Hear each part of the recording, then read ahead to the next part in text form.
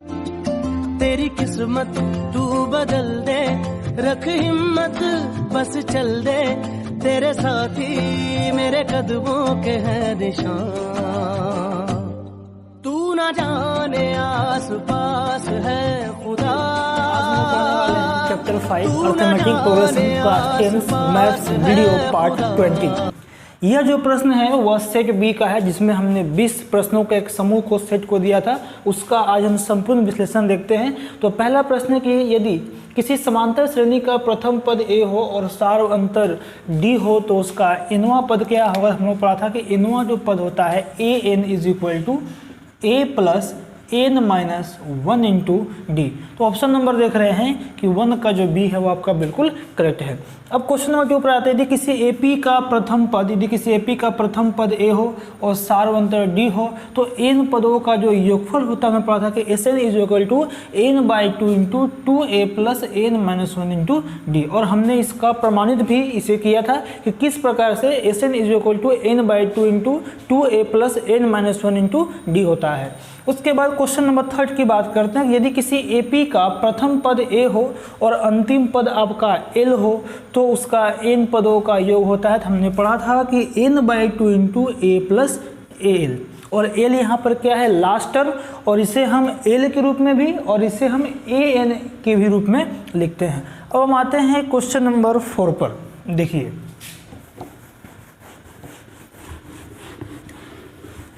प्रश्न जो है 4 आपसे कहा जा रहा है कि यदि एक श्रेणी है 5 9 13 डॉट 17 डॉट डॉट का जो है 12वां पद क्या होगा। तो याद करेंगे कि 12वें पद को A12, क्या 12वें पद को हम लोग पढ़े थे कि A प्लस 11D लिखा जा सकता है। अब देखेंगे यह AP का आपका प्रथम पद, तो यहाँ पर रख देंगे 5 प्लस 11th इंटू और D का मान, तो दोनों का अंतर देखिए 4 का अंतर, तो 44, और यहाँ से 5 को जब ऐड कर देंगे तो फाइनल आंसर हमारा हो जाएगा 49। तो ये क्वेश्चन नंबर 4 का हमारा जो ऑप्शन करेक्ट होगा वो ऑप्शन डी होगा। उसके बाद आते हैं नेक्स्ट प्रश्न पर, क्वेश्चन नंबर 5 पर, कि यदि किसी समांतर श्रेणी, देखिए क्वेश्चन नंबर 5 की बात करता हूँ, इसके बाद मैं अब देखिए तो प्रश्न 5 में कहा जा रहा है कि यदि समांतर श्रेणी एक सीक्वेंस दिया गया तो ये हमारा क्या होता है प्रथम पद, तो a इज इक्वल टू -3, और दोनों के बीच में यदि सार्वंतर हमें निकालना होगा तो सार्वंतर के लिए d इज इक्वल टू क्या होता है a2 माइनस a1। तो a2 का मान देखिए -1/2 और माइनस, और a1 का मान हो गया -3/1 कर लेते। देखिए ये सब सोल्व करोगे तो -1/2 और माइनस माइनस ये आपका हो जाएगा +3/1, दोनों का एलसीएम हो जाएगा 2 - 1 + 6, तो इज इक्वल टू क्या हो गया 5/2। अब रख दीजिए। अब हमें क्या पूछ रहा है कि हमसे पूछा जा रहा है कि इस AP का 11वें पद क्या होगा। तो क्या AP के 11वें पद को लिखा जा सकता है A प्लस 10D। अब A का मान प्रथम पद मेरे पास -3 प्लस 10 इंटू, और D मेरे पास क्या हो गया 5/2। सॉल्व कर दीजिए 5, तो ये 5 को 5 से जब आप मल्टीप्लाई करेंगे तो ये क्या हो जाएगा 25। अब जब -3 को +25 से आप सब्ट्रैक्ट करेंगे तो यह क्या हो जाएगा +22। तो इस AP का जो है 11वां पद वह कितना होगा 22। चलिए अब हम आते हैं क्वेश्चन नंबर 6 पर।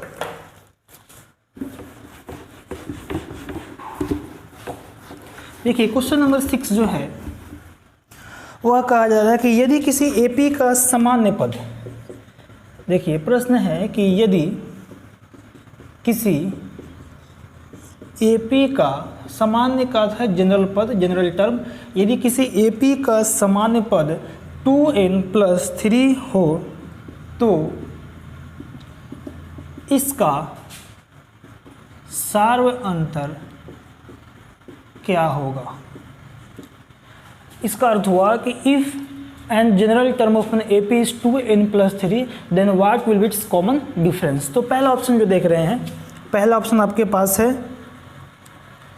2, दूसरा ऑप्शन है -2, और तीसरा ऑप्शन है 3, और चौथा जो ऑप्शन है वह आपका है -3। देखिए समझते हैं इसे हम कि जब कभी भी AP का एक व्यापक पद दिया गया, जनरल टर्म दिया गया है, क्या है तो an, देखिए an is equal to 2n + 3, यह जो है AP का जो सामान्य पद, जैसे आप एपी का देखिए, यदि हम यहाँ पर n की जगह एपी की प्रथम पद की बात करेंगे तो 2 × 1 प्लस क्या हो जाएगा 3, तो दोनों को ऐड कर दीजिए तो पहला पद जो है एपी का प्राप्त हुआ 5। यदि हम यहाँ पर दूसरे पद की बात करेंगे तो n की जगह हम रख देंगे 2, तो 2 × 2 प्लस 3, देखिए 2 दूनी के 4 और 3 कितना हो गया 7। उसी तरह से यदि हम यहाँ पर 3 रखते हैं तो 2 × 3 प्लस 3, तो ये कितना हो गया 9। तो यह हमारा एक एपी का जो है एक सामान्य पद के रूप में ये बनता चला जा रहा है। अब यहाँ पर प्रश्न है कि इसका सारवंतर क्या होगा। तो देखिए सारवंतर को बताया था कि इसके बीच में आपका होता है d1, तो a2 - a1, तो जब 7 - 5 कीजिएगा तो यहाँ से अंतर कितना का है 2 का अंतर है, और जब यहाँ से आप d2 भी निकालना चाहोगे तो 9 - 7, तो यहाँ का अंतर कितना है 2। तो ऑप्शन नंबर देख रहे हैं 6 का आपका ए बिल्कुल करेक्ट है। अब आते हैं अगले प्रश्न पर। क्वेश्चन नंबर 6 के बाद हम बात करते हैं क्वेश्चन नंबर 7 पर।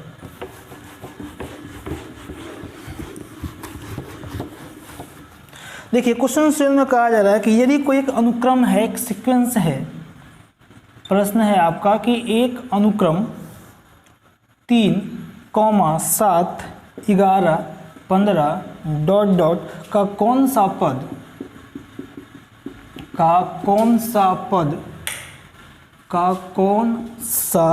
पद 43 है, मतलब कि 43 है। तो पहला ऑप्शन आपके पास है 10वां, उसके बाद ऑप्शन है 11वां, उसके बाद ऑप्शन है 12वां, और उसके बाद जो अंतिम ऑप्शन है वह आपका है 13वां। देखिए समझते इस प्रश्न को। एक अनुक्रम दिया गया है, तो अनुक्रम में क्या है 3, 7, 11 और ये क्या है 15। तो कौन सा पद, देखिए क्या आपसे पूछ रहा है कौन सा पद, कहने का मतलब है कि आपसे पूछा जा रहा है कि n = what, कौन सा पद 43 है। तो हमने मान लिया कि इसका जो है nवां जो पद है वह 43 है, तो an = 43। और यहाँ से इसी प्रश्न से हम a का मान प्राप्त कर सकते हैं 3, और सारवंतर हो जाएगा 7 - 3, तो = हो गया 4। अब रख दीजिए, तो AP का nवां पद a + n - 1 × d, तो AP का जो nवां पद है वह कितना हो गया 43, और a यहाँ से 3 + n - 1 और d कितना हो गया 4। अब इसे हम सोल्व कर लेंगे तो हमें n का मान प्राप्त कर सकते हैं। देखिए इसे मैं सोल्व करता हूँ, तो 43 = यहाँ समझिएगा 3 प्लस मल्टीप्लाई करेंगे तो 4n - 4, इस और मैं लिख रहा हूँ। तो 43 = 3 में से जब -4 को सब्ट्रैक्ट कीजिएगा तो -1 + 4n, इस और आप इसे ला दीजिए तो 43 + 1 = 4n, तो 44 = 4n। सोल्व कर दीजिए तो कितना बार में, तो AP का जो है 11वां पद वह कितना हो जाएगा 43। चलिए इसके बाद हम बात करते हैं क्वेश्चन नंबर 8 पर।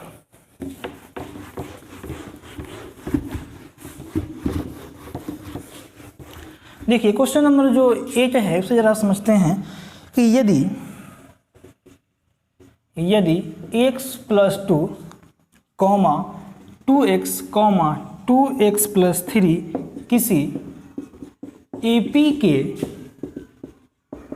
किसी AP के लगातार पद हैं, तो x का मान होगा। तो पहला जो ऑप्शन देख रहे हैं 3 है, दूसरा जो ऑप्शन है 4 है, तीसरा ऑप्शन 5, और जो है चौथा ऑप्शन वह कितना है 6। चलिए इस पर जरा हम बात करते हैं, समझते हैं इस प्रश्न को कि यदि यहाँ पर देखिए मैंने पढ़ाया था कि यदि A, B और C कोई AP में हो तो इस AP का जो मध्य पद होता है वह A + C/2 होता है, दोनों का जो है माध्य होता है। जरा इस प्रश्न को समझेंगे। इस प्रश्न में मान लेते हैं कि यह हमारा A है और यह टर्म B है और यह टर्म क्या होगी ऐसे। तो क्या इस AP के मध्य पद को B = A + C/2 लिखा जा सकता है। अब देखेंगे B का मान, यहाँ पर रख दीजिए आप B का मान, तो B का मान क्या हो गया 2x = A का मान, तो x + 2 और प्लस C का मान तो 2x + 3 और /2।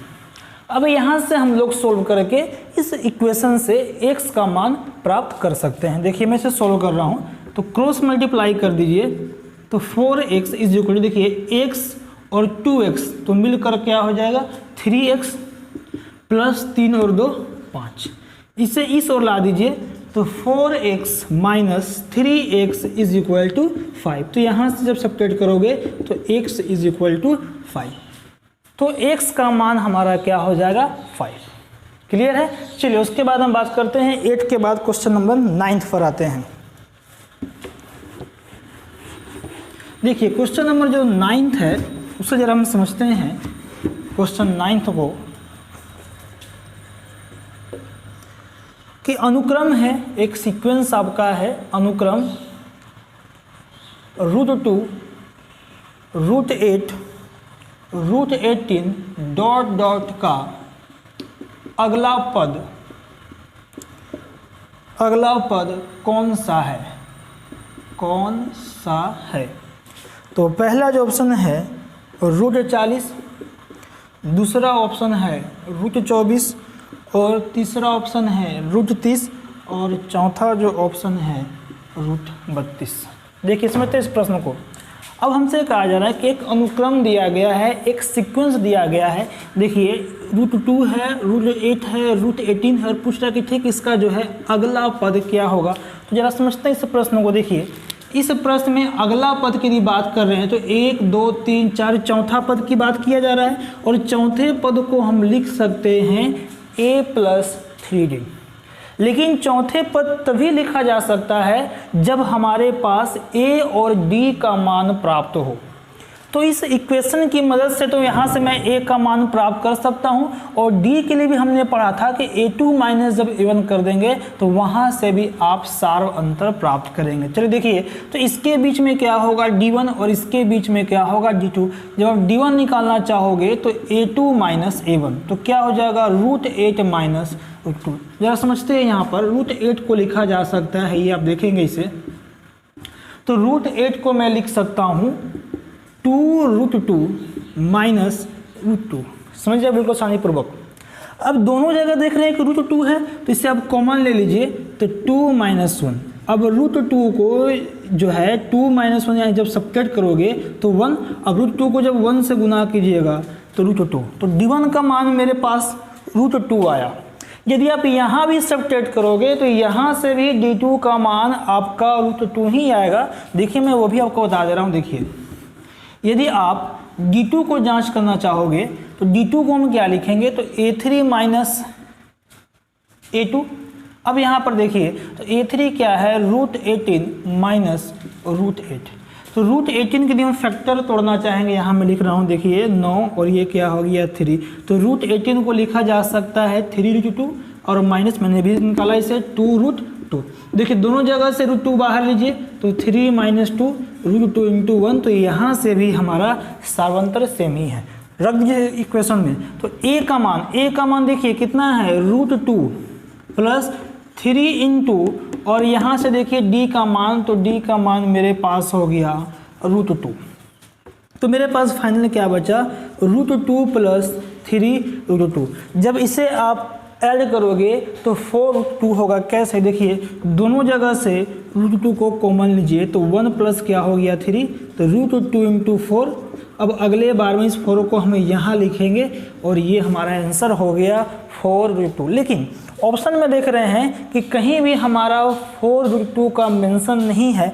जरा समझेंगे, यदि आप √32 को यदि फैक्टर तोड़ते हैं, देखिए √32 को यदि आप फैक्टर तोड़ेंगे ऐसे करके, देखिए 16, ये 8, ये 4 और ये 2, देखिए तो आप इसे लिख सकते हैं 4√2। तो आप इसे 4√2 बोले या √32 बोले, दोनों का अर्थ एक ही है। क्लियर। चलिए आते हैं अब 9 के बाद क्वेश्चन नंबर 10 पर। देखिए प्रश्न 10 को देखते हैं। इसके बाद देखिए क्वेश्चन नंबर 10 है, क्वेश्चन नंबर 10। देखिए किसी समांतर श्रेणी का प्रथम पद P है तथा सार्वंतर Q है। क्वेश्चन में कहा जा रहा है कि किसी समांतर श्रेणी का प्रथम पद P तथा सार्व अंतर Q है तो इसका 10वां पद होगा। 4 ऑप्शन आपके पास है। पहला ऑप्शन P + 10Q, दूसरा ऑप्शन 10P + Q, तीसरा ऑप्शन P + 9Q और चौथा जो ऑप्शन देख रहे हैं 9P + Q। चलिए आते हैं प्रश्न को समझते हैं। देखिए, तो किसी समांतर श्रेणी का जो प्रथम पद है वह P है, तो A का मान मेरे पास प्राप्त है P।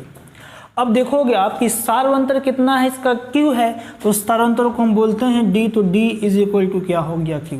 अब क्या पूछा जा रहा है कि इस AP का जो है 10वां पद क्या होगा, the 10th term of AP = देखिए, तो AP के 10वें पद को लिखेंगे A + 9D।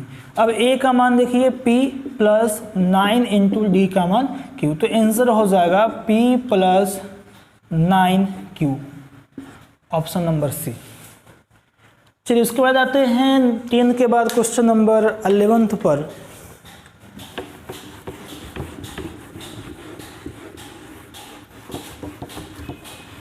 देखिए, क्वेश्चन नंबर 11 जो है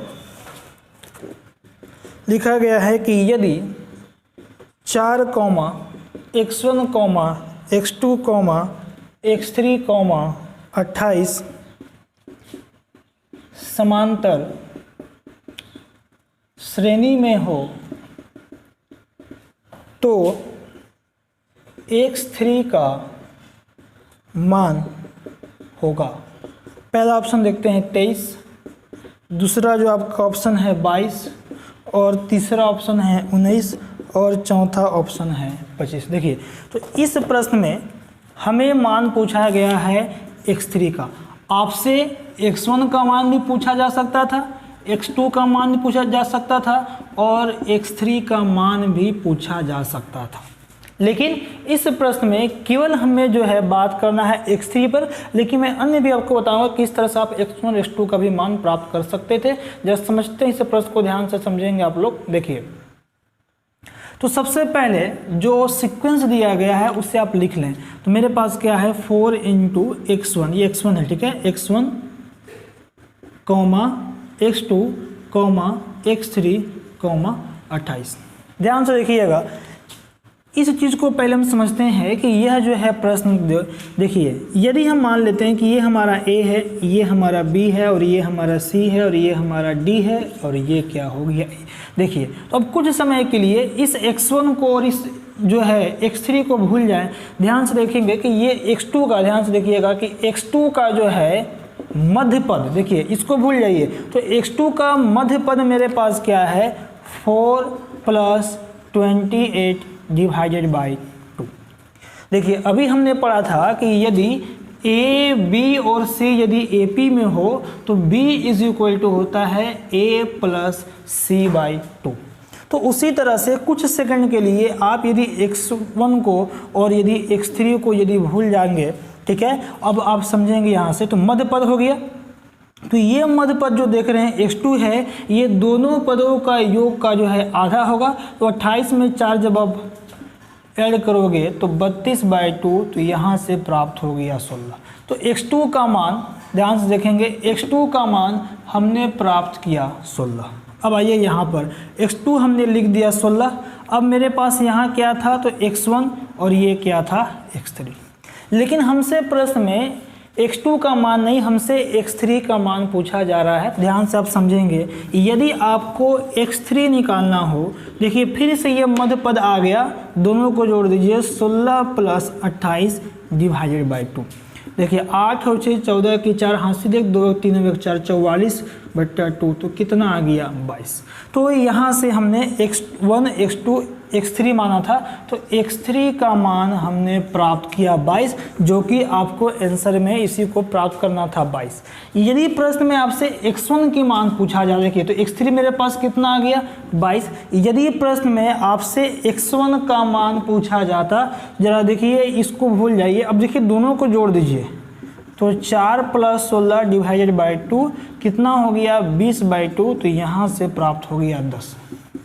ठीक है, तो इस तरह से हम x1 का मान भी, x2 का मान भी और x3 का मान भी प्राप्त कर सकते थे, लेकिन हमसे प्रश्न में केवल जो है x3 की ही बात किया गया, इसलिए 11th जो प्रश्न का जो राइट आंसर होगा वह बी ऑप्शन 22। चलिए ये 11th के बाद अब हम बात करते हैं क्वेश्चन नंबर 12th पर।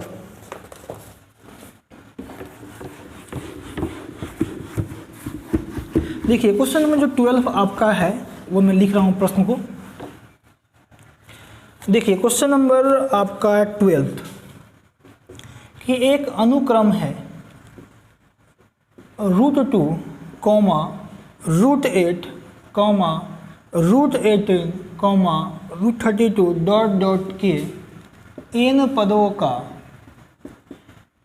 पदों का योगफल है।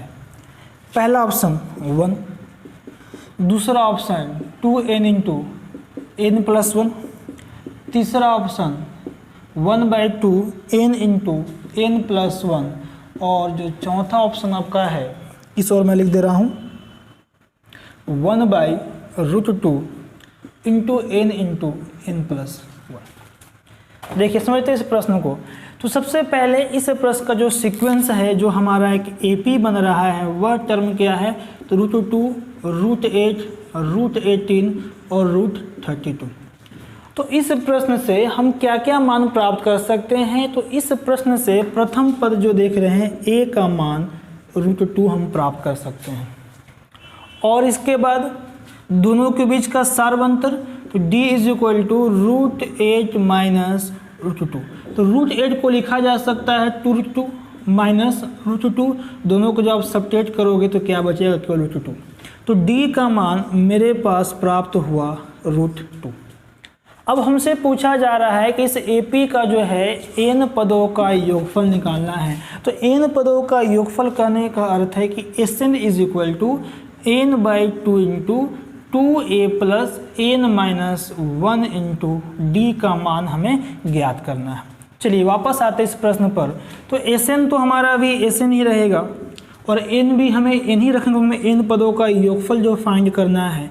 अब यहाँ देखेंगे 2 × a का मान, तो इस AP का a का मान यहाँ पर है √2 प्लस n निकालना है -1, और d का भी मान मेरे पास है √2। देखिए समझते यहाँ पर लिख रहा हूँ मैं n/2। अब जो इसे आप मल्टीप्लाई करोगे तो 2√2 प्लस, देखिए √2 जो है इसके साथ जब मल्टीप्लाई होगा तो √2n माइनस, और इसके साथ ये मल्टीप्लाई होगा तो √2। अब जरा समझेंगे इस सीक्वेंस को। यहाँ पर ये वाला देखिए यहाँ लिख रहा हूँ मैं इस, और यहाँ से देखिए अब मेरे पास क्या बच गया, तो n/2। ठीक है, देखिए n/2, 2√2 को यदि -√2 से यदि हम सब्ट्रैक्ट करें, ध्यान समझिएगा, देखिए 2√2 को यदि हम √2 से सब्ट्रैक्ट करेंगे तो √2 मेरे पास बाहर कॉमन जाएगा, तो क्या बचेगा √2 ध्यान से देखिएगा 1, तो क्या बचा मेरे पास केवल √2। तो मैं इसके जगह लिख सकता हूँ केवल √2 प्लस √2n। अब वापस यहाँ मैं मिटा रहा हूँ, देखिए इसकी ज़रूरत नहीं अभी है। देखिए अब यहाँ पर देखेंगे कि जो हमारा जो फाइनल जो आंसर बन रहा है, ये देखिए फाइनल आंसर हमारा है n/2 × √2 प्लस √2n। क्लियर है। अब देखिए अब यहाँ से क्या किया जा सकता है, इस दोनों जगह से आप √2 को बाहर निकालिए। तो n/2 √2 को जब आप बाहर निकाल लीजिएगा तो यहाँ क्या बचेगा 1 प्लस, और यहाँ क्या बचेगा केवल n। अब आइए वापस देखिए, अब देखते हैं तो n/2 इंटू √2, इसको जरा सीधा कर लीजिए n+1। लेकिन इस प्रश्न में देख रहे हैं कि इस तरह का ऑप्शन का कहीं जिक्र नहीं किया गया है। तो क्या करेंगे हम, देखिए तो ऊपर नीचे आप मल्टीप्लाई कर लीजिए, किसके साथ, ऊपर मल्टीप्लाई कर लीजिए √2 से और नीचे डिवाइड कर दीजिए √2 से। इस फॉर्म में लाने के लिए हमने ऐसा किया, ठीक है, क्योंकि मान लेते हैं कि यदि 10/20 है, ऊपर यदि हम 3 से मल्टीप्लाई कर दें, नीचे 3 से डिवाइड कर देंगे तो आंसर में हमारा फर्क नहीं पड़ेगा। क्यों, देखिए 10/2 को डिवाइड कीजिएगा तो क्या होगा 1/2। अब इससे भी जब आप सॉल्व करोगे तो क्या होगा 300 और बट्टा क्या हो गया 600, और यहाँ से भी आंसर 1/2 ही होगा। तो मैं इसे फॉर्म में लाने के लिए क्या किया कि ऊपर नीचे से √2 जो है मल्टीप्लाई और डिवाइड कर दिया। अब देखते हैं यहाँ पर इस चीज़ को समझते हैं। देखिए अब मेरे पास n है, जब √2 को √2 से मल्टीप्लाई करेंगे तो क्या बचेगा 2। नीचे देखेंगे नीचे क्या बचेगा तो 2√2, और यहाँ पर मेरे पास क्या बचा n इंटू n+1। देखिए दोनों कैंसिल हो गया, यहाँ से समझेंगे।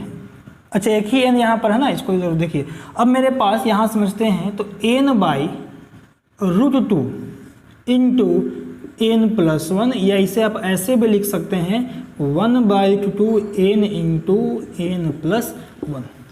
ऑप्शन नंबर 4 आपका बिल्कुल करेक्ट है। क्लियर है। देखिए फिर समझिए क्या किया मैंने।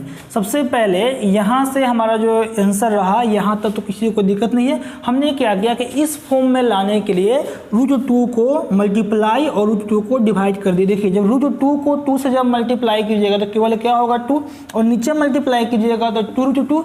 अब मेरे पास यहाँ क्या बचा, यहाँ केवल n बचा, और इस और क्या बचा n+1, तो 2 से 2 हमारा कैंसिल हो गया। फिर ऊपर में क्या बच गया n और डिवाइडेड बाई √2 इंटू n+1। अब इसे ऐसे लिखो, या फिर इसको हम इस रूप में भी लिख सकते हैं 1/√2 n इंटू n+1। चलिए 12 के बाद आते हैं क्वेश्चन नंबर 13 पर।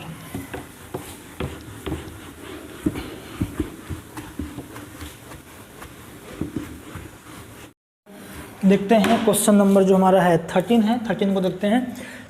तो 13 में कहा जा रहा है कि प्रथम n विषम संख्याओं का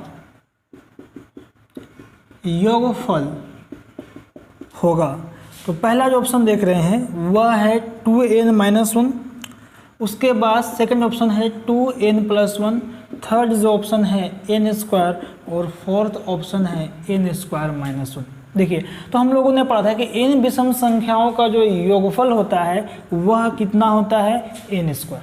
यदि पूछा जाता है कि n सम संख्याओं का यदि योगफल की बात क्या कहा जाता तो क्या हो जाता है n इंटू n+1। ये होता है सम के लिए और यह होता है आपका विषम के लिए। और यदि लगातार आपसे प्राकृत संख्या के बारे में पूछा जाता है तो n into n+1 divided by 2 हो जाता है। ठीक है, हमसे पूछा गया था विषम के लिए तो इसलिए विषम के लिए हो जाएगा n²। चलिए उसके बाद आते हैं 13 के बाद क्वेश्चन नंबर 14 पर।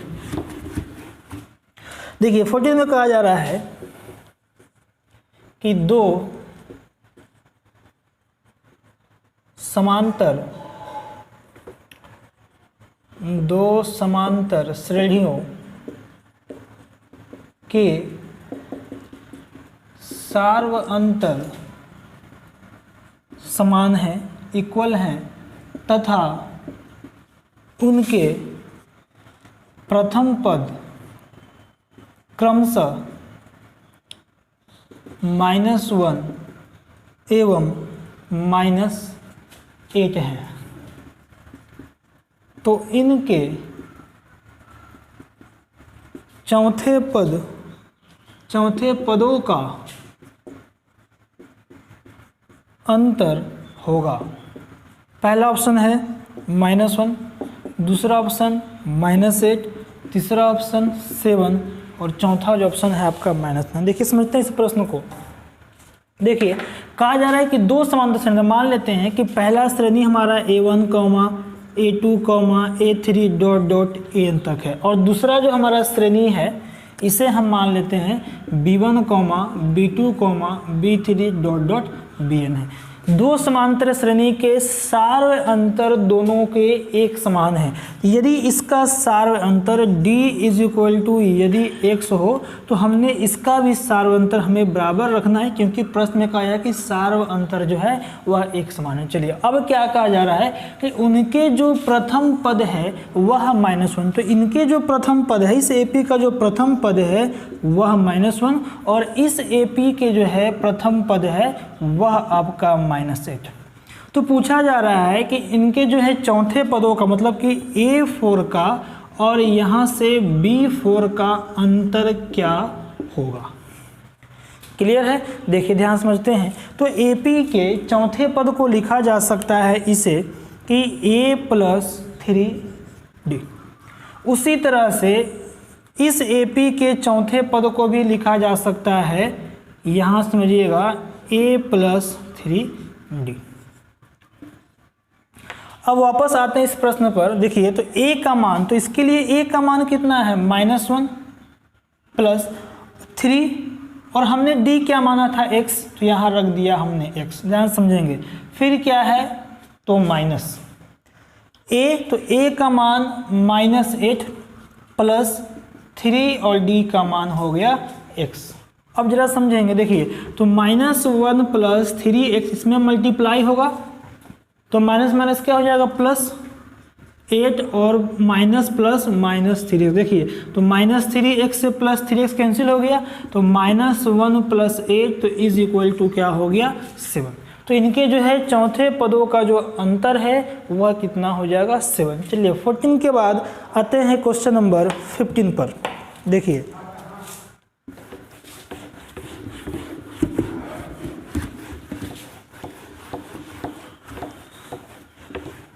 प्रश्न 15 में कहा जा रहा है कि यदि 18, A, B, -3 ये सभी आपके AP में हो तो A + B का मान होगा। पहला जो ऑप्शन देख रहे हैं 7, दूसरा ऑप्शन है 11 और तीसरा ऑप्शन है 19 और चौथा जो ऑप्शन है वह आपका है 15। देखिए समझते हैं इस प्रश्न को।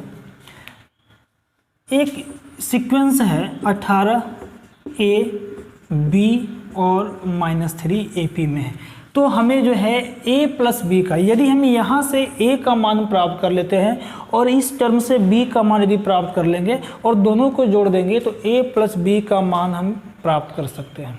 लेकिन अब वापस इस प्रश्न पे आते हैं कि कैसे प्राप्त होगा। तो यह जो देख रहे हैं AP का प्रथम पद है, यह द्वितीय पद, ये तृतीय पद और ये क्या हो गया चतुर्थ पद। तो AP का प्रथम पद तो A = हमने यहाँ से फाइंड किया 18। अब देखिए AP के चौथे पद को लिखा जा सकता है A+3D।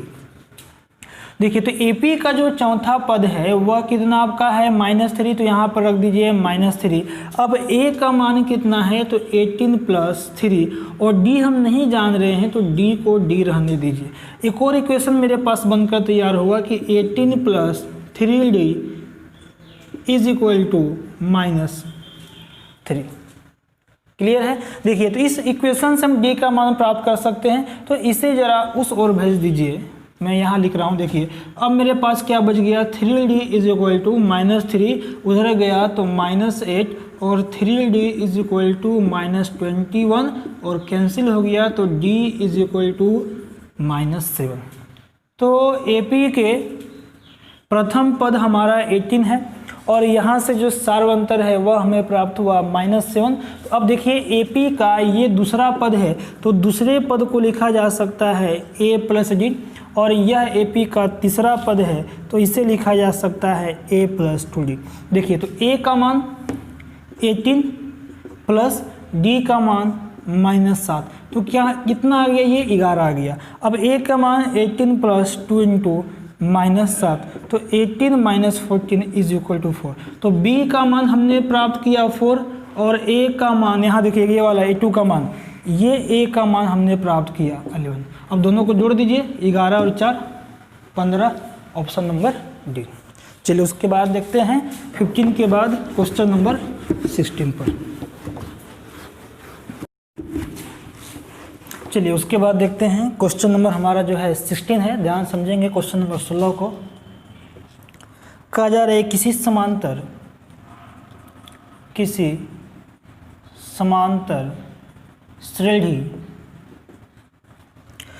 समांतर श्रेणी के चार पदों का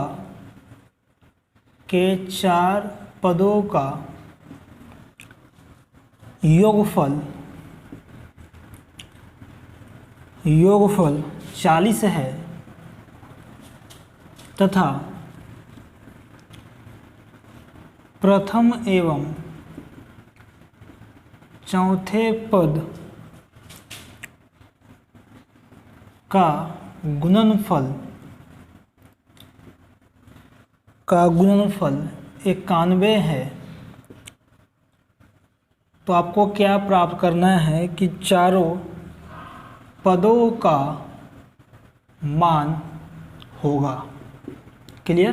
देखिए, तो पहला जो ऑप्शन है वह है 3, 8, 9, 20। दूसरा जो ऑप्शन है आपका 6, 8, 12, 14। और तीसरा जो ऑप्शन है 7, 9, 11, 13। और चौथा जो ऑप्शन है वह है 4, 7, 10 और 19। देखिए, तो इस प्रश्न को पहले समझते हैं। इस प्रश्न को जो है बनाने से पहले कुछ चीज़ों को हमें जो है जानकारी रखनी होगी, जो मैं आपको बता रहा हूँ। देखिए, आपको याद रखना है कि number of term selection for an AP, ठीक है। हिंदी हो गया कि एपी के पदों के लिए चयन, ठीक है। देखिए, इससे समझते हैं ये क्या है। यहाँ पर मैं लिख रहा हूँ नंबर ऑफ टर्म, ठीक है, जिसे हिंदी में कहा जाता है पदों की संख्या। हिंदी भी दे रहा हूँ मैं, देखिए, पदों की संख्या। उसके बाद यहाँ पर एक आपको याद रखना है टर्म, यहाँ तक, ठीक है। और उसके बाद एक सीढ़ी है जिसे हम कहते हैं सार्वंतर कॉमन डिफरेंस। और टर्म यहाँ पर हम इसको हिंदी हो गया आपका पद। अब मान लेते हैं 2-3 चीज़ को आप याद रखेंगे, चलिए इतना काफ़ी है, ठीक है। देखिए, तो यदि पदों की संख्या 3 हो या 4 हो या 5 हो या 6 हो या 7 हो। देखिए, तो जब यहाँ समझिएगा किसी समांतर श्रेणी के 4 पदों का जो योगफल है वह 40 है, तो किसी प्रश्न में 4 पदों का योगफल बोला जाए या 3 पदों का योगफल बोला जाए या आपको 5 पदों का योगफल बोला जाए या 6 पदों के या 7, ऐसे करके क्रमागत चला जाएगा। तो आपको याद रखना है कि जब कभी भी 3 पदों की संख्या की बात कहा जाएगा तो पहला पद को आपको ए रखना है और उसके बाद a प्लस डी और इधर आपका हो जाएगा a माइनस डी। उसी तरह से यदि 5वें पद की बात कहा जाए तो a plus D, a plus 2d और इधर से ठीक इसका विपरीत a माइनस डी और यहाँ से हो जाएगा a माइनस 2d। देखिए, अब ऐसा हमें हमेशा रखना है, आपको याद रखना है कि जब कभी भी एपी के 3 पदों का जिक्र किया जाए तो पहला पद आपको a माइनस डी, दूसरा पद a और तीसरा पद a प्लस डी। और जब 5 पदों की बात कहा जाए तो पहला पद a माइनस 2d और a minus D, a plus D और a प्लस 2d। अब देखते हैं ऐसा लिखने से क्या होता है कि दोनों को यदि आप ये दोनों के यदि अंतर कीजिएगा तो सभी के एक दूसरे से सार्वंतर डी आएगा। उसी तरह से यहाँ से भी आप अंतर निकालिएगा तो सभी का सार्व अंतर डी रहेगा। और जब आपको 4 पदों की बात, देखिए इस प्रश्न में कहा जा रहा था 4 पद, तो प्रश्न में 3 पद भी हो सकता था, 4 पद भी, 5 पद भी, लेकिन जब 4 पद कहा जाए तो आपको याद रखना है कि पहला पद आपका जो है a माइनस डी, उस ओर a plus D, a plus 3d और इधर से हो जाएगा a माइनस 3d, ठीक है। उसी तरह से यदि छठे पद की बात कहा जाए तो छठे पद में चौथे पद वाले सेम लिखा जाएगा। देखिए इतना हमें सेम लिखना है, a minus D A plus D A plus 3d, ठीक है। उसके बाद इस और आगे बढ़ते हैं तो a माइनस 3d, ये तो हमारा 4 पद हुआ, लेकिन जब 6 कहा जाएगा तो एक और बढ़िएगा। देखिए इसके पीछे वाला, ठीक है, तो a प्लस 5d और a माइनस 5d। अब इन दोनों का जो सार अंतर होगा यह आपका हो जाएगा 2d का अंतर होगा। तो हमने इसे इस क्रम में सजा करके लिखा, इस क्रम में से सजा करके बताया कि ताकि इसका जो आप सारवंतर निकालना चाहेंगे, जो कॉमन डिफरेंस निकालना चाहेंगे, तो वह कॉमन डिफरेंस आपका जो है d रहेगा। किसके लिए? जब पदों की संख्या 3 रहे, 5 रहे, 7, 9 ऐसे बढ़ता चला जाएगा, और सम के लिए आपका ये वाला है। तो अब देखते हैं इस प्रश्न को। देखिए तो इस प्रश्न थोड़ा सा मैं आपको और सिखाना चाहता हूँ। देखिए तो ये हमारा, इसे आप याद रखेंगे, इसे आप नोट करके कॉपी में लिख लेंगे कि जब एपी के 3 पदों की बात कहा जाए तो उसके लिए ये 3 पद लेना है। अब देखिए इस एपी में किसी, देखिए अब यहाँ पर 3 पद की बात नहीं कहा जा रहा है, इस प्रश्न में कहा जा रहा है आपसे 4 पद। देखिए तो एपी के 4 पद के लिए हम क्या रखेंगे? a minus 3d, a minus D, a plus 2d और a प्लस 3d। देखिए मैं इसे मिटा रहा हूँ, ये आप लिख लेंगे। देखिए अब यदि हम बात करें, यहाँ लिखते हैं कि एपी के 4 पद क्रमशः, देखिए तो एपी का जो 4 पद मैंने क्या बोला, आपको याद रखना है कि a minus 3d, a minus D, a plus D और a प्लस 3d। ऐसा लिखने से यह फायदा होता है कि यहाँ पर जो 2 वेरिएबल देख रहे हैं ना, देखिए एक a वेरिएबल है और एक d वेरिएबल है, तो ये आपस में जितना जो d जो वेरिएबल देख रहे हैं वह कट जाएगा और केवल आपका a बचेगा, इसलिए इसे इस रूप में लिखा जाता है। अब आते हैं इस प्रश्न पर। देखिए वापस इसको याद रख लीजिएगा। चलिए अब आते हैं इस प्रश्न पर। 3 बोलेगा, 3 के लिए 4, 4 के लिए 5, जितना पदों की संख्या कहा जाए उससे आप सॉल्यूशन करेंगे। चलिए वापस आते हैं इस प्रश्न पर। देखिए अब क्या कहा जा रहा है, किसी समांतर श्रेणी के 4 पदों का योगफल 40 है। तो देखिए इसको बनाने का 3 तरीका है। ये देखिए अब मेथड मैं वो बता रहा हूँ, ठीक है, जो आपको अच्छा बनाइएगा। देखिए अब ये सभी का योग कितना है? 40। तो a minus 3d, a minus D, a plus D और a प्लस 3d, इन सभी का कहा जा रहा है कि एपी के जो है 4 पदों का जो योग है वह कितना है आपका? तो वह जो है आपका 40 है।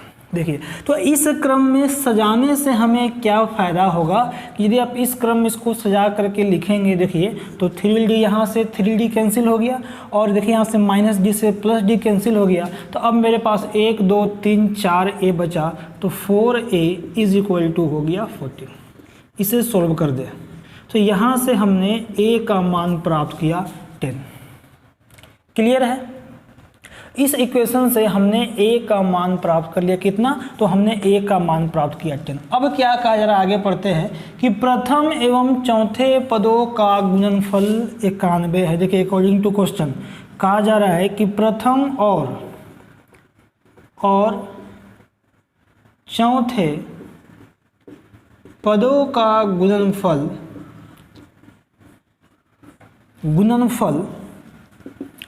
देखिए कितना है? 91 है। तो प्रथम पद मेरे पास क्या था? प्रथम पद था a माइनस 3d, और जो चौथा जो पद था वह क्या था? तो a प्लस 3d, और इन दोनों का जो गुणनफल है वह कितना है? 91। क्लियर है? चलिए देखिए तो ये हो गया a माइनस बी, और ये देख रहे हैं a प्लस बी। तो इसे जब आप सोल्व करोगे तो a स्क्वायर माइनस, देखिएगा 3 3 9, D square is equal to हो गया 91। इस और आइए देखिए a स्क्वायर का मान रख दीजिए कितना? 10। तो 10 का square minus 9, D square is equal to 91। ये कितना हो गया? तो 100 माइनस 9 D square is equal to 91। उधर भेज देते हैं 9 D square is equal to 91 minus 100, और minus 9 D square is equal to, देखिए माइनस 9, तो ये कैंसिल, माइनस से minus cancel, D square equal to 1। तो डी का मान मेरे पास प्राप्त होगा 1। ठीक है। तो जब कभी भी AP के 4 पदों का योगफल की बात कहा जाए तो हमेशा ये 4 पद रखिएगा। 3 पद कहा जाए, मैंने बताया भी कि पहले पद को A रखिएगा, A + D, और उधर से फिर A - D है। अब हम आते हैं इस प्रश्न पर वापस। ये तो हमने A का मान प्राप्त किया 10 और D का मान हमने प्राप्त किया 1।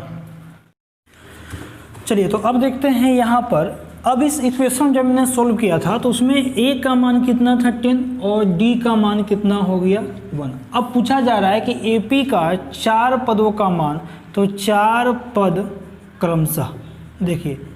तो AP का प्रथम पद यहाँ से क्या है, A - 3D, तो A का मान रख दीजिए कितना था 10 - 3 × 1।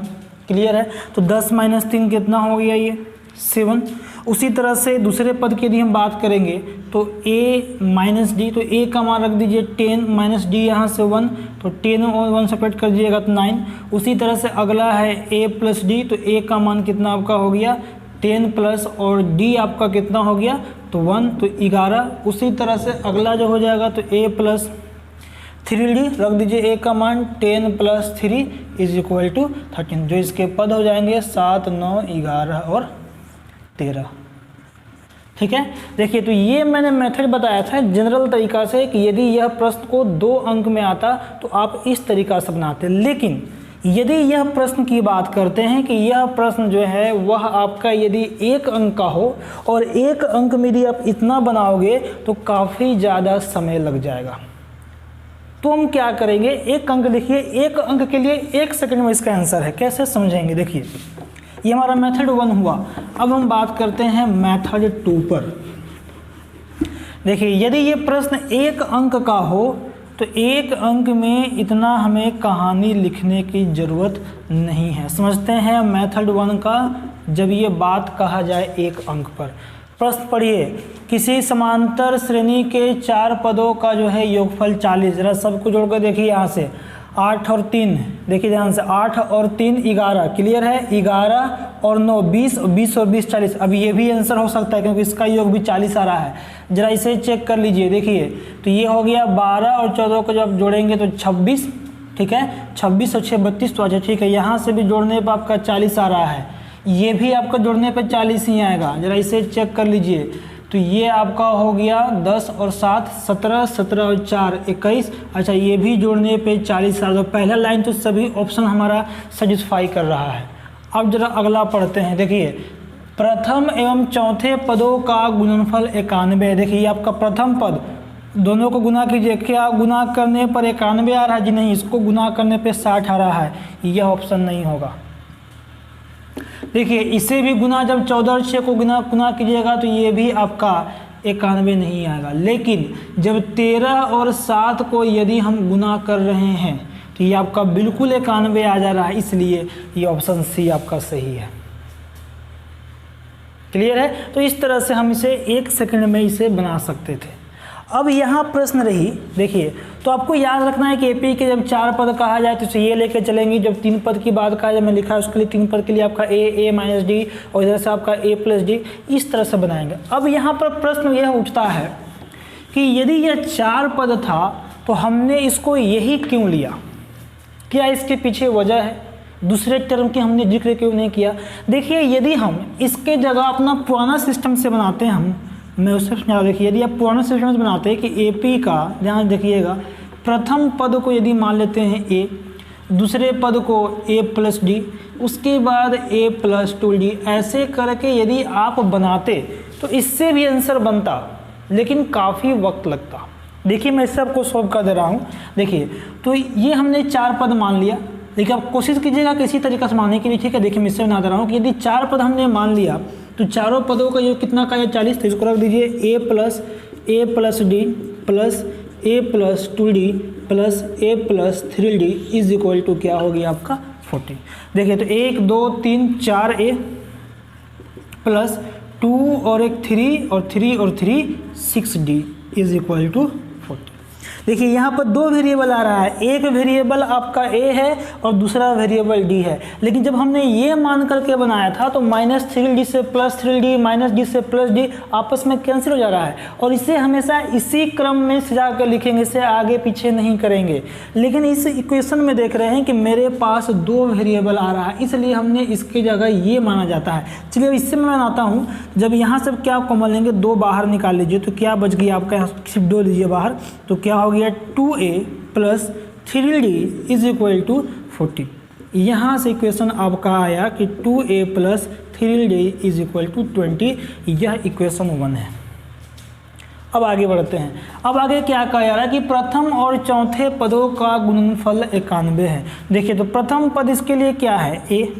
चलिए उसके बाद चौथा जो पद है ये इसके लिए क्या है, तो × a + 3d, और इनका जो गुणनफल है 91। देखिए यहाँ भी दो वेरिएबल है, ठीक है। अब जब a को a से गुना करोगे तो a² प्लस और ये हो जाएगा 3ad = 91।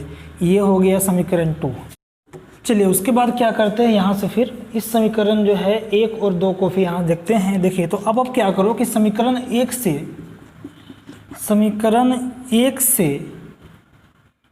ध्यान से देखिएगा, तो समीकरण 1 में क्या है कि देखिए यहाँ से d का मान निकालिए, तो 3d = 20 - 2a और d = 20 - 2a/3। इस इक्वेशन से d का मान निकाल, a का मान निकाल सकते थे किसी जगह भी, तो मैंने d का मान निकाल कर अब समीकरण 2 में d की जगह रखेंगे। तो देखिए अब यहाँ पर लिखते हैं समीकरण 2 से, तो यहाँ पर प्रश्न पर कि a² + 3a × d का मान रख दीजिए। d का मान मेरे पास क्या हो गया 20 - 2a/3, ठीक है, = 91। देखिए 3 से 3 कैंसिल, तो a² + a × 20 - 2a = 91। अब यहाँ से a देखते हैं तो a दोनों मल्टीप्लाई होगा, तो a² + 20a - 2a² = 91। देखिए तो जब a² को -2a² से सब्ट्रैक्ट कीजिएगा तो क्या बचेगा, -a² + 20a = 91। सबको भेज दीजिए उस ओर। कहाँ लिख दे, ये देखिए यहाँ लिख रहा हूँ मैं। अब देखिए अब जब उस ओर जाएगा तो a² प्लस में, और उधर जब 20a जाएगा तो -20a, उधर तो 91 है ही, + 91 = 0। यह मेरा एक द्विघात समीकरण आ गया। अब इसे हम हल करते हैं। देखिए तो a² -9391 तो 13a - 7a + 91 = 0। अब यहाँ से आप a कॉमन रखिए, तो a × a - 13 -7 × a - 13, तो a - 13 × a - 7। देखिए तो a का मान 13 भी मेरे पास प्राप्त हुआ और a का मान 7 भी मेरे पास प्राप्त हुआ। अब जरा आगे बढ़ते हैं, तो यहाँ से हमें d का मान निकालना है। तो देखिए d वाला जो इक्वेशन मेरे पास था, ये क्या था मेरे पास, d = 20 - 2a/3। देखिए अभी बना नहीं है, ठीक है। देखिए इसके बाद इसलिए मैंने बोला आप इसी से मान के बनाओगे, ठीक है। देखिए यदि आप यहाँ से क्या करते हैं कि a का मान देखिए 13 भी है, तो एक बार आप a रख के देखिए 13, तो d = 20 - 2 × 13 क्या हो गया 3। सॉल्व कर दीजिए, तो d = 20 - 26/3। अब यहाँ से d कितना आ गया, तो -6/3। तो d यहाँ से हमें प्राप्त हुआ -2। कब, जब हमने a रखा 13। चलिए अगले स्टेप में हम a रखेंगे 7 को। मेरे पास दो मान आया है, तो a = 7। तो रखिए इसी इक्वेशन में d = 20 - 2 × 7 /3, तो 20 - 14/3, तो d = क्या हो गया 6/3। तो मेरे पास दो मान प्राप्त है, एक तो a का बराबर 3 है और d यहाँ से -2 है, और दूसरा a = 7 है और जो d = 2 है।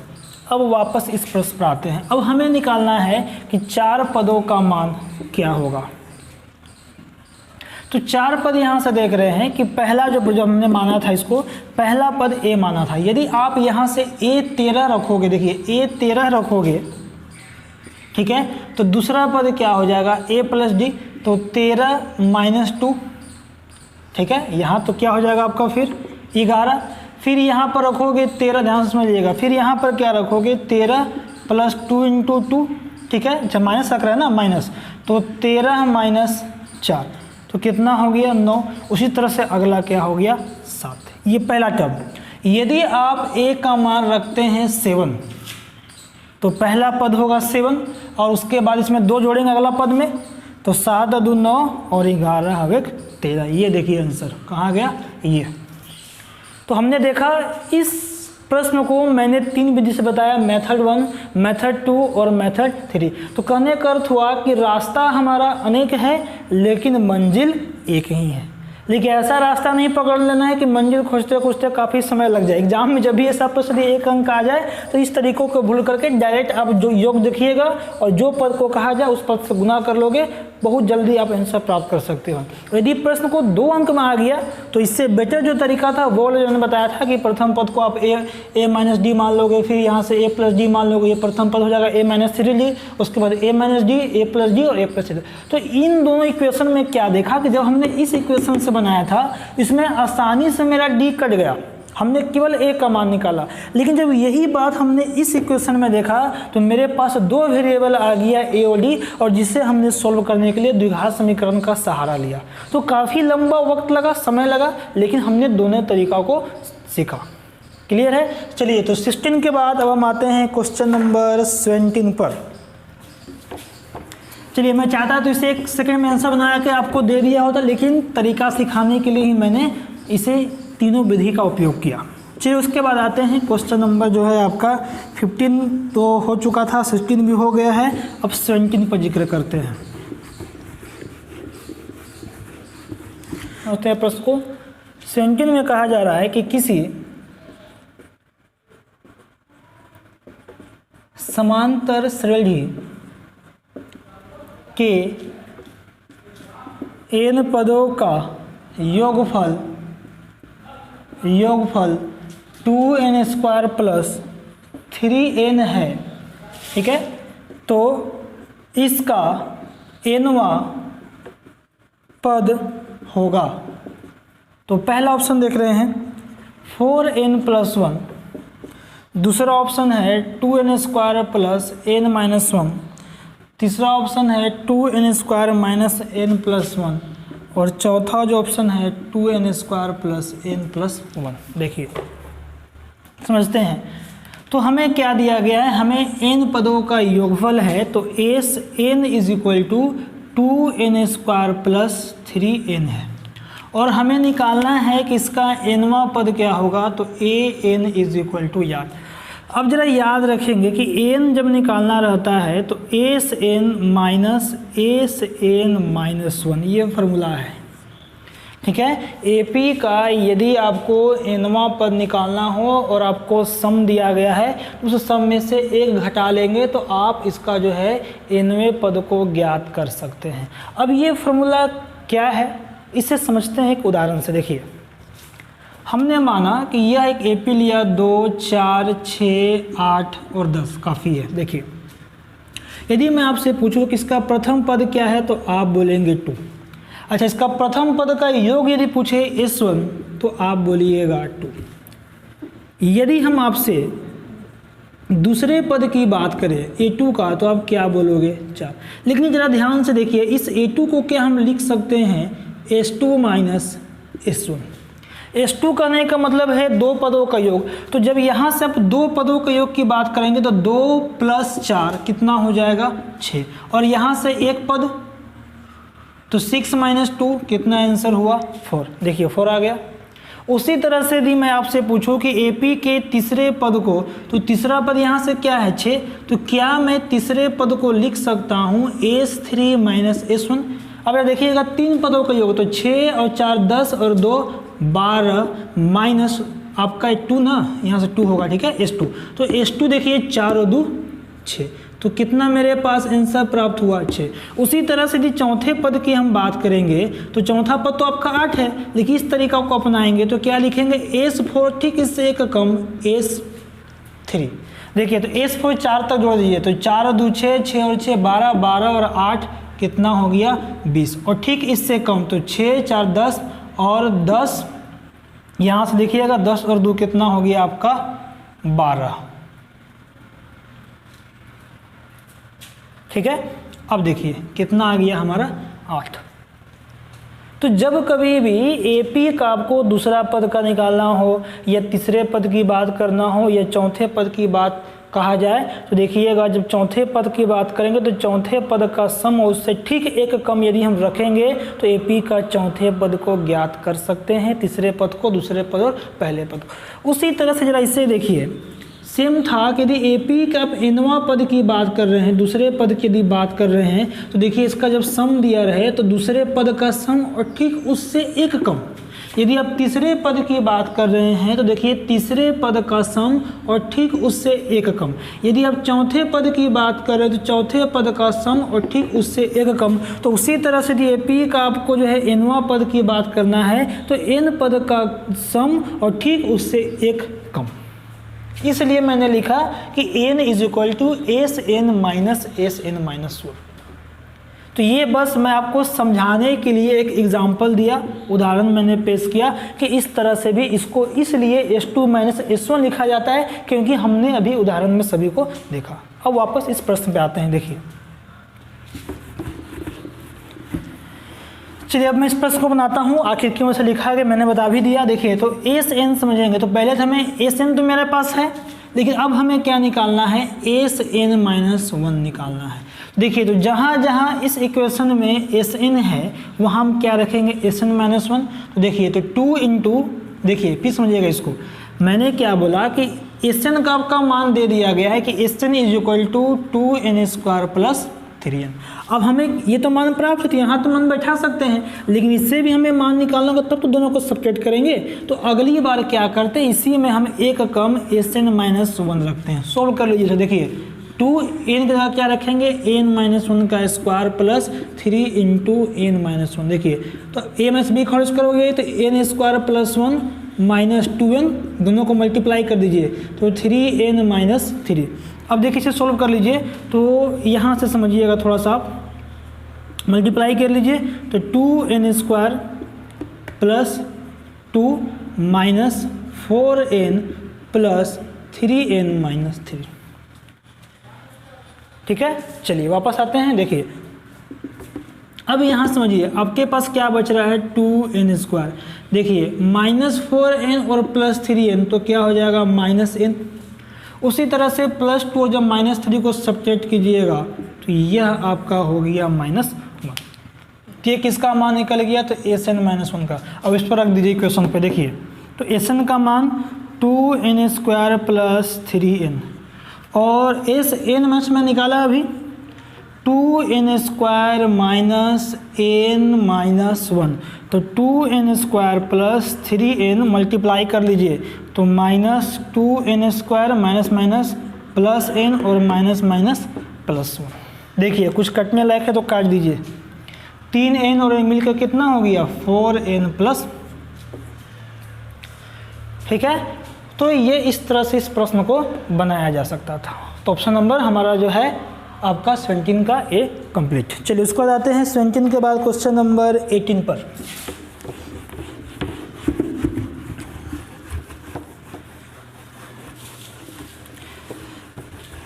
चलिए देखिए क्वेश्चन नंबर जो है 18 आपका, 18 में कहा गया है कि किसी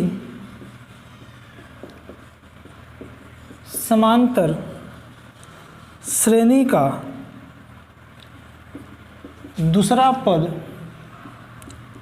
13 एवं पांचवा पद 25 है तो इसका 17वां पद होगा। पहला ऑप्शन 69, दूसरा ऑप्शन 73, तीसरा ऑप्शन 77 और चौथा जो ऑप्शन आपका है 81। देखिए समझते हैं। तो क्या दिया गया, समांतर श्रेणी का दूसरा पद आपका 13 है तो दूसरे पद को हम a plus D equal to 13 लिख सकते हैं, और पाँचवें पद 25 है तो पाँचवें पद को a प्लस 1 कम लिख सकते हैं 25। सोल्व कर लीजिए। देखिए तो यहाँ से ये दोनों क्या हो गया कैंसिल, अब ये क्या बच गया तो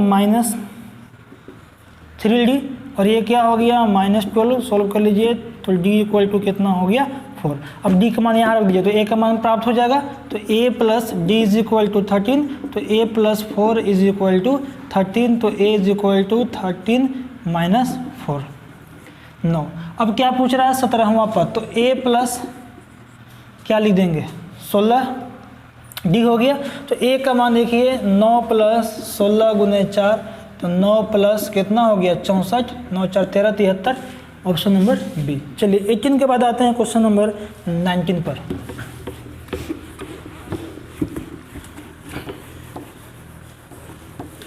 चलिए देखिए क्वेश्चन नंबर 19 कहा जा रहा है कि किसी समांतर श्रेणी का पहला, दूसरा एवं अंतिम पद क्रमशः 4, 7 और 31 है, 4, 7 और 31 है, तो इनके पदों की संख्या क्या होगी। तो पहला ऑप्शन देख रहे हैं 10, दूसरा ऑप्शन है 12, तीसरा ऑप्शन है 8 और चौथा ऑप्शन है आपका 13। चलिए वापस आते हैं इस प्रश्न पर, समझते हैं। तो किसी समांतर श्रेणी का पहला, देखिए पहला पद, तो A का मान मेरे पास है 4 और उसके बाद दूसरा जो पद है तो A plus D is equal to 7 और इसका जो है अंतिम पद AN इज इक्वल टू 31 है। तो आपसे पूछ रहा है इसमें पदों की संख्या क्या है। देखिए तो AN इज इक्वल टू क्या होता है कि A plus N minus 1 into D, लेकिन A का तो मान जान रहे हैं, उसके बाद N तो यहाँ में निकालना है और N भी प्राप्त है, लेकिन D हमें निकालना है। जरा इसको इसमें रख देंगे तो D का मान निकल जाएगा। देखिए 4 plus D is equal to 7, तो D equal to 7 minus 4, D equal to क्या हो गया 3। रख दीजिए N का मान 31 इज इक्वल टू A का मान 4 प्लस N निकालना है और D का मान 3, तो 31 is equal to 4 plus 3N minus 3। इस ओर लिख रहा हूँ मैं। देखिए तो 31, 4 में से 3 सब्ट्रैक्ट कीजिए, 1 प्लस 3 इधर ले आइए, ठीक है। अब आइए वापस यहाँ पर, जब यहाँ से आपका यह तो बच गया -1 ना, ये 4 में से 3 ठीक है +1 इधर ले आइए, तो 31 माइनस 1 इज इक्वल टू क्या हो गया 3N, ये कट गया तो 30 इज इक्वल टू 3N, तो N का मान कितना प्राप्त हो गया यहाँ से 10, तो ऑप्शन नंबर ए। चलिए इसको अंतिम प्रश्न देखते हैं, क्वेश्चन नंबर आपका जो है 20।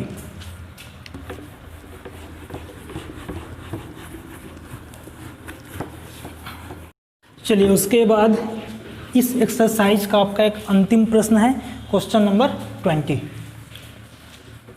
देखिए 20 में कहा जा रहा है कि 5 से विभाजित होने वाली 2 अंकों की सभी संख्याओं का योगफल है। तो पहला ऑप्शन 845, दूसरा ऑप्शन 1045, तीसरा ऑप्शन 945 और चौथा ऑप्शन 1145। देखिए तो सबसे पहले 5 से विभाजित होने वाली 2 अंक की संख्या पहले देखते, 10 से लेकर के 99 तक हमारा जो है 2 अंकों की संख्या होती है। और इसमें हमें वैसे ही संख्या की बात करनी है कि जो कि 5 से क्या हो विभाज्य हो। देखिए तो पहला तो 10, 5 जोड़ दीजिए 15, 20 ऐसे करते हुए कहाँ तक 95 तक। तो पहले n निकाल लीजिए कितनी संख्या है, तो n is equal to a plus n minus 1 into D. रखिए यहाँ से a का मान 10, d यहाँ से 5 और an जो अंतिम है 95। तो 95 is equal to 10 plus n minus 1 और d यहाँ से कितना हो गया 5, तो 95 is equal to 10 plus 5n minus 5। तो 95 इज इक्वल कर लीजिए कितना हो गया 5 प्लस 5n यहाँ देखिए 95 minus 5 is equal to 5n, तो ये हो गया 5, सोल्व करिए तो n का मान कितना हो गया 18, तो हमें सम निकालना है। तो यहाँ मैं दे रहा हूँ कि Sn is equal to n/2 into a plus n, तो n का मान तो 18/2 और a का मान 10 और अंतिम पद 95, ठीक है। तो ये काट दीजिए 9 बार में तो 9, और यह जो आपका हो गया 95 और 10 5 105 ना, 105 को गुना कर दीजिए 9 से, 9 × 5 = 45, 4 9 9 45, ऑप्शन नंबर सी, ठीक है। इस तरह से हम लोगों ने अर्थमेटिक प्रोग्रेशन चैप्टर 5 एपी का वस्तुनिष्ठ प्रश्न ऑब्जेक्टिव क्वेश्चन आपका पार्ट 18, 19 और 20 में 3 प्रकार का वीडियो बनाया गया, जिसमें जो कुल 75 प्रश्नों के सेट को बताया गया था। इसमें किस तरह से हम उस प्रश्नों को ट्रिक बना सकते हैं, किस प्रश्न को लॉन्ग आंसर में कैसे बना सकते हैं और शॉर्ट में उसे कैसे बना सकते हैं, इसमें हम लोग बात किए थे। और 75 प्रश्नों को जो है सेट ए, एक सेट में आपका था 55 क्वेश्चन और सेट बी में जो था वह 20 क्वेश्चन था, दोनों के लिए ऐड कर दिया जाए, टोटल आपका जो है 75 क्वेश्चन हो जाते हैं। तो मैंने बताया था कि आपसे जो है 75 प्रश्न आपको होमवर्क के रूप में दिया गया था, और जिन बच्चों को कहा गया था कि आपसे जो है प्रश्न को बनता है आप उससे बना करके जो है संस्थाओं को ईमेल करेंगे, उसके व्हाट्सएप नंबर पे आप सेंड करेंगे। तो कई सारे बच्चों ने इसका आंसर बना करके भेजा था। कुछ ऐसे बच्चे थे जिनसे जो है संपूर्ण प्रश्न बना, कुछ ऐसे बच्चे जिनसे 50% भी बना, 60%, मतलब जिनसे जितना समर्थ हुआ उन्हें बना करके भेजा, और ताकि मैं यह पता कर सकूं कि मेरे द्वारा जो है पढ़ाया गया बच्चों ने कितना उसे ग्रहण किया, ताकि मैं आपका मूल्यांकन कर सकूं, इसलिए आपको जो है होमवर्क दिया गया था। और बहुत से बच्चे जो इसको बना करके आंसर भेजे थे, मैं उनका नाम को जिक्र कर दे रहा हूँ। पहला जो थे वह सुरभि कुमारी, कशिश कुमारी, मनीषा कुमारी, अमृता रोल नंबर 22, मनीष कुमार, अमृता गुप्ता, प्रीति रोल नंबर 68, नीतू कुमारी, वर्षा कुमारी, सोनम कुमारी, जूही कुमारी, काजल रोल नंबर 43, राखी, सुषमा, अंकुश कुमार, सीमा कुमारी और जयप्रकाश जैसे बच्चों ने इन सभी का जो है आंसर बना करके भेजा। इन लोगों का प्रयास काफ़ी सराहनीय रहा। धन्यवाद।